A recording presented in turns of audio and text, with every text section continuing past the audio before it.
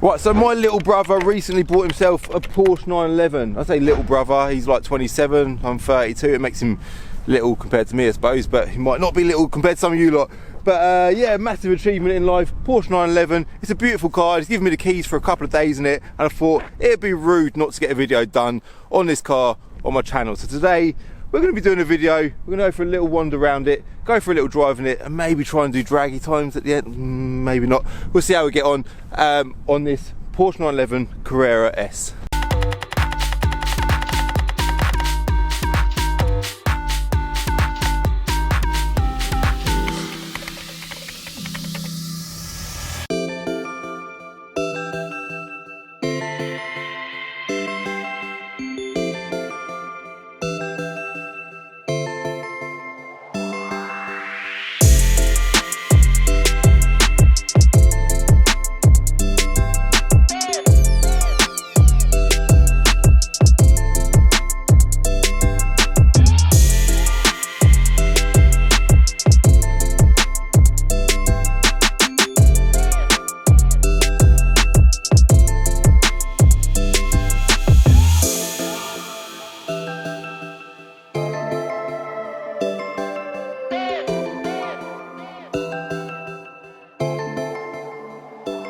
Right, so here it is then. You can see my shadow's really long. That means the sun is currently going down. So we're fighting against the sun at the minute. We're also fighting against my time because I've got to be somewhere at 3 o'clock and it's now quarter to two, and I can't be late. But this is important. I've had it cleaned. I've put a bit of petrol in it. It's ready to be filmed. I've got my cameras in the car. It's a no-brainer. I've got to get it on my channel. So obviously we've got a Porsche badge on the front. PPF, that is peeling. So if a lot of people are going to be like, oh my God, it's a ropey piece of shit. It's not a ropey piece of shit. It's got PPF on it and it's peeling in places, which is a bit annoying, but if I was the owner of this car, I'd be keeping it on as well because it's going to protect the paint. Big juicy Pirelli tyres, even on the fronts. Like the rears are a joke of a size, but the fronts, even like, who has these size tyres on the front of their car? I think these are, where's the tyre size gone? It's moved to there because I just moved the car.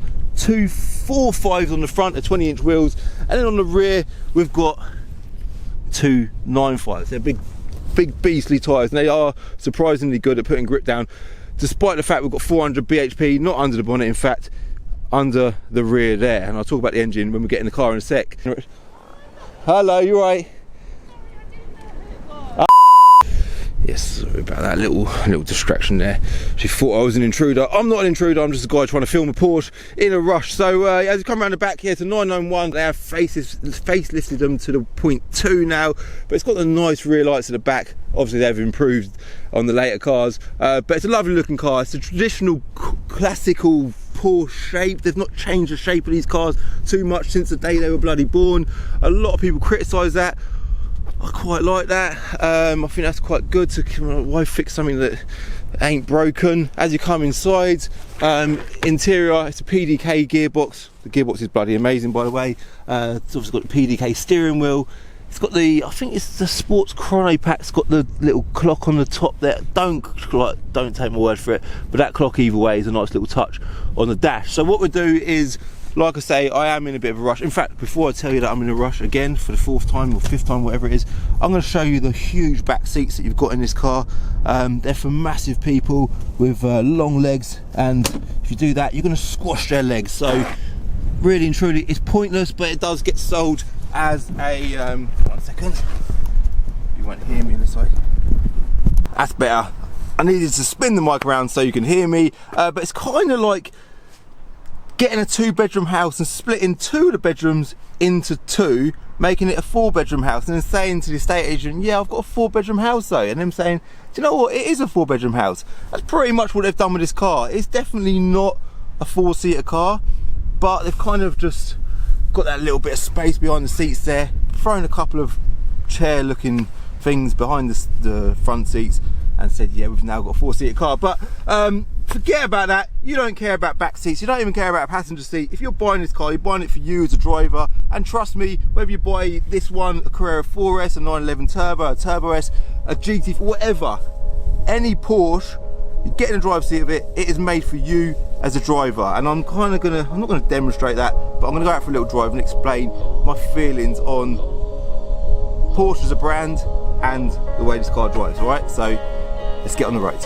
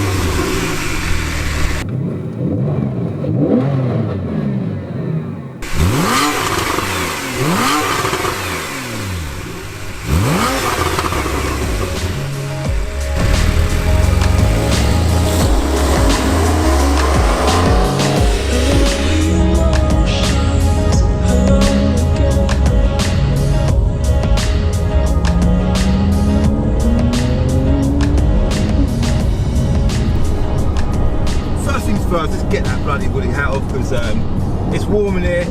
But I think what we should start off talking about is my brother Curtis. There, yeah, go on, jump in. I've got a car air freshener. We've got one each. Car cologne, sent one out for all the brothers. Oh, that's smart. Cool, isn't it? Yeah, man. Finally in the Golf. Yeah, finally in the Golf. You're pretty quite excited about it, you know? I am. Brother. So, yeah, this is Curtis, everyone, by the way. The brother after me, brother number 4. Let's talk about why he's got this car, how it come about, and the importance of this car to him. So, Curtis is... he's a bit different to me. Like me, I'm actually one of 9 children, but I grew up with 4 of my brothers, and Curtis is like the clever one. He sits on a computer, he makes websites, and he's abnormally intelligent. And he concluded that before he even bought a Porsche, that a Porsche was the best car on the road, like pound for pound, compared to anything else out there. And I remember thinking, yeah, like he hasn't had a wide range of cars, and he's just concluded that years ago that they're an amazing brand and they build phenomenal cars. And 2 dreams he's always had, 2 sort of lifelong goals that he's always wanted to achieve are: 1, buy a Porsche, preferably a 911, and 2, do a trip around Europe in his Porsche. And as you can see, right now I'm driving his Porsche, and he's just come back from his trip around Europe that he's done in this very car. So he's achieved that, and he's done it like he's worked bloody hard. He's achieved a lot in life. He's, like I say, he's had a handful of nice cars, never really gone all out with cars like I suppose I have. And life goal, man, he got himself a 911. That's good, isn't it? Which is massive, isn't it? You know, we've all got goals in our heads, and when you finally achieve the goal that you want to achieve, and you get there, naturally you then look for newer achievements. You know, we all do that as well. I talk about that a lot. But it's brilliant, and it is a proper car. He hasn't cut no corners. It is a really nice car. So my feelings on Porsche as a brand. Now, obviously having a younger brother that's really like a committed Porsche guy, he actually wants to build a website devoted to Porsche as a brand. Like that's how like anal is, or is it support? He's just fully on side with that brand. Should I go that way? No, we won't go that way. But for me personally, I like to try and test things, see how I feel about them, and then analyse my thoughts on them after I've had a go on them. So, had a go with them. One day a few years ago, me and Leon got offered a Porsche 911 Carrera, probably the similar car to this, but the car of its time back then. It was a 996, I think it was a T-Reg, so an old car, and I remember being quite excited about buying that car and didn't really rate the look of them, if I'm honest. Got in the driver's seat of it, went and picked it up that day, and I was converted. Not converted because I was massively impressed with the performance, because it weren't a stupidly quick car, but I was just impressed with the finish quality, the build quality, the way it drives, the way you engage gear, and the way, even the steering. Whenever you get into any Porsche on the road, bar the 944 that I just sold, that era of car is an old banger. But the Porsche 944 weren't a bad car, don't get me wrong. But they are such an impressive thing.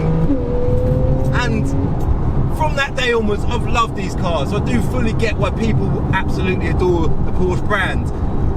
Now, little things like, I mentioned earlier about the classical look of Porsche, right? A lot of people criticise that. I said that as well, but a lot of people criticise, like, why didn't they not change the look of them? And I think the thing with Porsche as a brand is it's almost like there's some stubborn bloody German bloke somewhere within that factory saying, no, listen, in his own accent, I won't attempt a German accent, it's got to stay like that. We can't change it. It's perfect. So the shapes stayed the same, and little things like, the speedo here, it goes up in 25-mile-an-hour intervals rather than most cars go up in like 10s or 20s.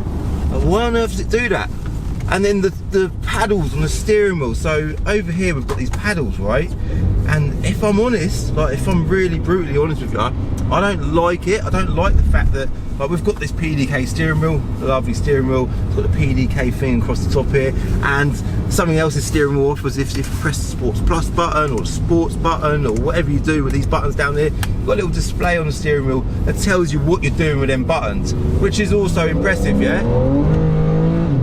But these buttons, each button on each side of the wheel does the same thing. So if you want to drive like on the phone, say, which you're not allowed to do here in the UK, you can drive on the phone and you can adjust the gears with one hand. Whereas if you're driving an F80 M3, you've got to use two hands. I prefer the normal way, if I'm honest. Like for the Forza players out there, you've got a paddle on the left to go down a gear and a paddle on the right to go up a gear. Porsche, it's, let me get this right, you click it back to go down a gear and then forward to go up a gear. I would criticise that, but like I just mentioned about this stubborn German bloke, I reckon that's more than one stubborn German bloke in that factory in wherever it is, Stuttgart, however you pronounce it, saying that we must leave it like that. There is definitely a reason they do that, so I won't argue with that, nor will I argue about the fact that they do 25-mile-an-hour intervals on the speedo. And on top of that, the classical Porsche look which they've remained to keep. Something else that they do that's odd and different and they've stuck by for the years that they've been building these cars. Let me spin around because I've got to get to a court case and I can't be late. I'll talk about that in a sec as well. The flat six engine, right? So if I just quickly put it in neutral whilst I wait for this car to... The engine's just behind you here, which obviously you know that, didn't you? Because I explained that at the beginning of the video. And if you know anything about cars, you'll know that pretty much every Porsche, apart from the Cayennes and the bigger SUVs, they put the engine in the back, is that right? Or in the middle if you buy a Cayman. Is that even right? Again, it's a thing that Porsche do. But they're a flat six engine. Most engines on the road are either a V6 or a straight six. Porsche are one of the only manufacturers that build a flat six engine. Now let me quickly explain what a flat six engine, just so I'll stop here and so I don't break any laws. An inline six, which I know a lot of you know this, is all cylinders inline, right? A V6, I know this is simple stuff, but we've got a V, so we've got 3 cylinders on each side. A flat six is them cylinders, I can't do it with my hands, but if we use the hands in this direction, the cylinders are going like that, okay? Making it flat. Now the question is, well, why on earth, oh, back end, rear wheel drive, why on earth would Porsche do that?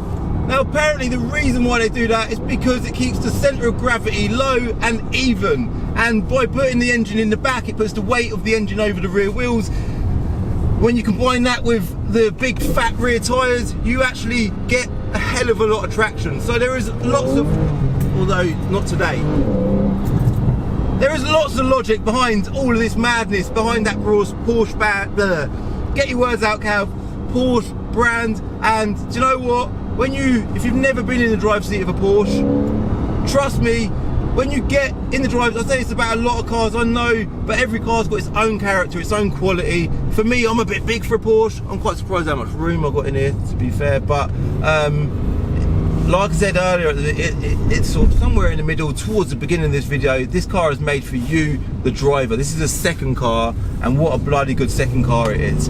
Now, as much as I want to cane the arse out of it and show you what it drives like, we've got wet roads, it's muddy, and it ain't my car, but the gearbox is absolutely on point. The way it puts power down is unbelievable. It's a naturally aspirated engine. This is one of the last of the naturally aspirated Porsches as well. After this, the 991.2 generation, they then begun turbocharging the cars and reducing the size of the engine itself. So this is quite a special car, and sadly Curtis has now got to part with it because he's going to move on to his next thing. So this is going straight up for sale. He's bought it, he's done his trip around Europe, he's achieved his life goal, and I've managed to get in the driver's seat of it and have some fun in the video. So I'm going to end it here because right now I am on my way to court. Yeah, I just explained that because in a previous video I mentioned that I've got a tenant in a flat that doesn't want to pay her rent, and this has been going on all year since January. Not that she hasn't paid any rent, she has paid bits. She's just been a bloody nightmare.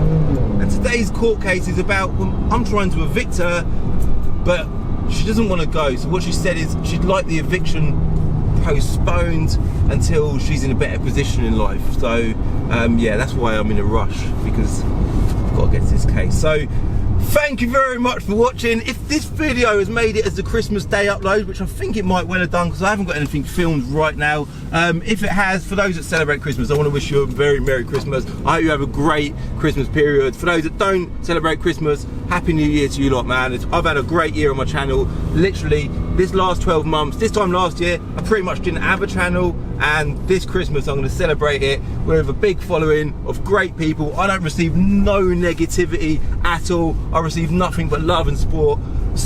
Get it right, not sport, Cal. I've got sport on my mind. Love and support from everyone. Honestly, it's brilliant. It's been a great journey. I've had a phenomenal year. I've enjoyed it, man. So thanks to everyone for all your support. If you are new to my channel, definitely hit the subscribe button. I've got loads of ideas. I'm gonna have an update for you on my Edition 30 Golf soon, my E46 M3 Touring that I'm building, also my E46 M3 Coupe that I'm getting restored or made to look good, and what was the other car? The RS6. The update on the RS6 is coming soon. We're getting big turbos and meth injection put on that as well. So yeah, thanks for watching. I'll put a link to my little brother's Instagram in the description below. If you want to go check that out, feel free. And hit like, hit subscribe, and I'll see you in my next video, alright? Bye. In the next episode of Calvin's Car Diary, I buy 3 cars off of one car trader, and one of the cars is going to be a car that you're all quite familiar with. I'll see you on Sunday at 6 o'clock.